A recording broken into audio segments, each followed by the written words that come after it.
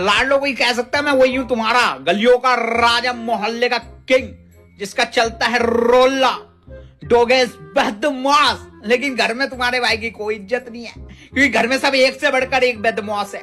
अरे ये सब छोड़ो ना, अपनी वो जिसको मम्मी और कूड़ेदान से उठा के लाई थी, अपनी बहन, वो भी रोब दिखाती है तुम्हारे भाई पे। वो तो पापा का डर नहीं होता ना लाडली, फिर बताता कौन हूं मैं। मेरी जान।